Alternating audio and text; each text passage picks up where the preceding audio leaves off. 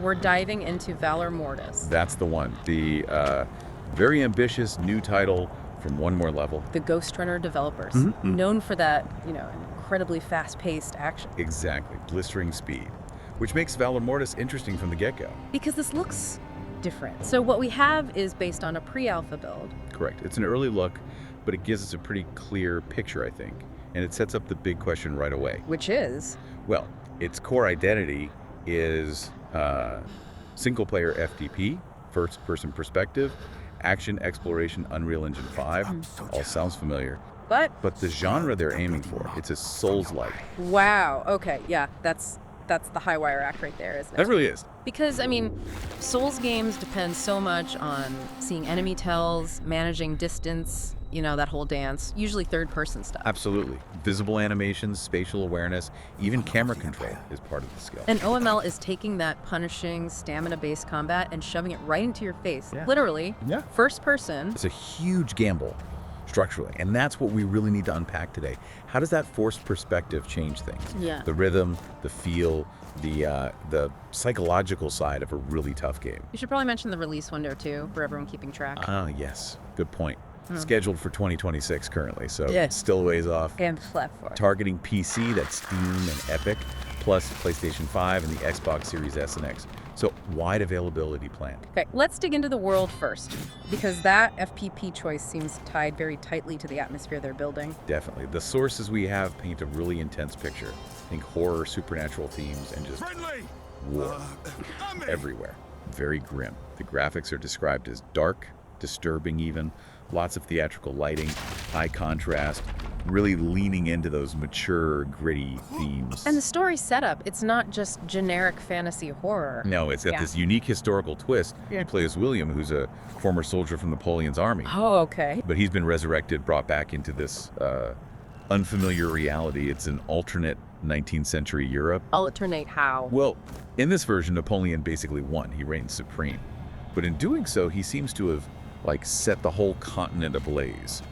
Metaphorically and maybe literally. It's a nightmare landscape he rules over. Napoleon as the ultimate dark lord mixed with supernatural horror. That sounds... Potentially amazing. It does. But isn't there a risk, combining a historical figure like that with demons and magic?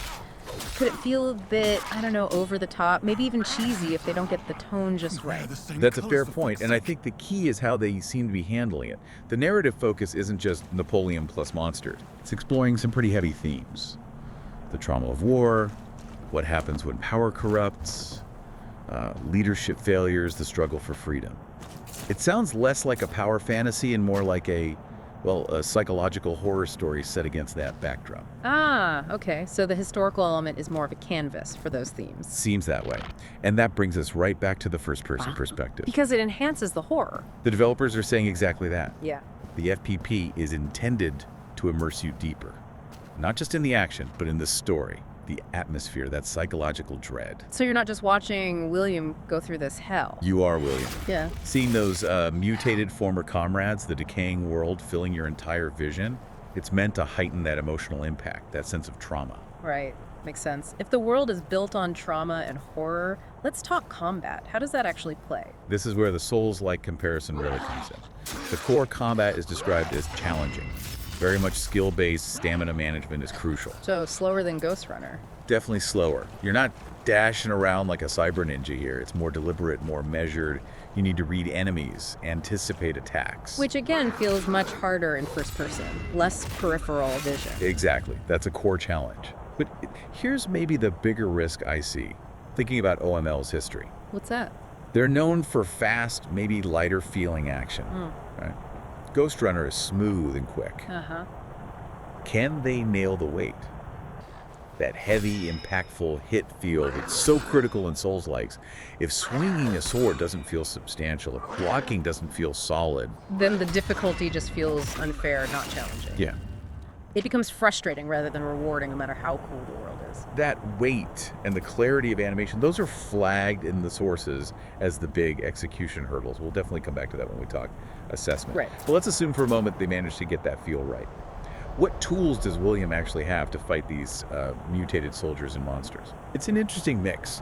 You've got period-appropriate weapons, muskets, swords, that kind of 19th century gear. Standard enough. But, and this is key, you also wield dark magic. And the synergy between all these seems really important. Synergy how? Well, the sources really highlight dual wielding. It seems like a core mechanic. So sword in one hand, something else in the other. Exactly. It lets you mix things up constantly. Melee attacks, maybe firing a musket, and using those supernatural powers, potentially all at the same time or in quick succession. Okay, now that sounds different. That's not typical Soul. It's not. And it leads us to maybe the most distinctive system they've shown, Which would be? the supernatural powers. They're called transmutations. Transmutations, okay. And the reviewers specifically mentioned that using these gave them immediate, well, Bioshock vibes. Bioshock. Plasmids. Injecting yourself and setting splicers on fire. Pretty much. Think lightning bolts, fire, maybe manipulating enemies or the environment, that kind of immediate versatile power use. Whoa, okay, so you've got the slow, methodical, stamina-based difficulty of a Soulslike, Right. but mixed with the potentially chaotic, creative, on-the-fly power usage of Bioshock. That seems to be the idea.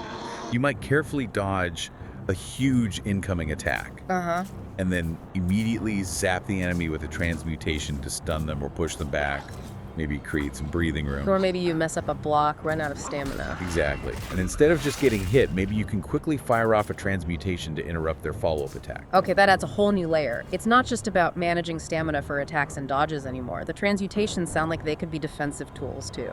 It creates a really interesting dynamic, doesn't it? The Souls-like difficulty stopped you from just spamming powers wildly. Right, you can't just run around electro-bolting everything. But having those immediate powers prevents the combat from getting too bogged down or predictable, maybe. It adds complexity beyond just watching that stamina bar. So these transmutations, they sound crucial for combat. Are they tied into other systems? Like exploration? Absolutely. The sources mention clear metroidvania elements in the game design. Ah, okay. So non-linear map design. Ability gating. Precisely. You won't just be moving from point A to B. You'll likely explore, find areas you can't access yet. And then later, you'll get a key item, or maybe a specific transmutation. That lets you open up that new path. Classic Metroidvania progression, but woven into this Souls-like structure. You know, I actually really like the sound of that in this setting. How so? Well, in a grim, first-person horror game, non-linear exploration sounds genuinely unsettling. You're forced to backtrack through these dark, claustrophobic streets you've already seen. Right, revisiting familiar dread. But now maybe you see them differently because you have a new power, a new way to deal with whatever horror was lurking there before. It reinforces that survival theme, adapting to the nightmare. And that adaptation is formalized through character progression, naturally. Skill trees and whatnot. The sources talk about building your power fantasy, which sounds a bit odd given the horror context, but okay. Yeah. Your survival fantasy, maybe. Perhaps. But yeah, expanding your offensive and defensive options. There's a skill tree system, unlocking things as you level up. Seems like you'll need to make strategic choices there to handle different kinds of threats. Makes sense. Okay, let's shift gears a bit. Pre-release assessment. We're looking at a pre-alpha build. Usually that means rough edges, performance issues. Surprisingly, the reports are quite positive on the technical side, even this early. The graphics were described as, quote, well polished. For pre-alpha, that's impressive. It is. And they seem to be thinking about the PC audience specifically, too. Native 32.9 ultrawide support was mentioned. With proper HUD placement, not just stretched. Apparently so, which suggests they're paying attention to those details early on, which is a good sign. And performance. Any benchmarks mentioned. Unreal Engine 5 can be demanding. There was one example given. On a high-end test system, Ryzen 7700X, AMD 7900 XTX, I think they were running it at max settings. Including ray tracing. Including ray tracing, yeah. And getting a smooth, constant 60 frames per second in 4K. Wow. Okay, that's really promising for optimization, especially this far out from 2026. Suggests the core engine work is solid. It definitely points towards good technical foundations, which is crucial because that leads us back to the biggest question mark. The gameplay feel, the execution. Exactly.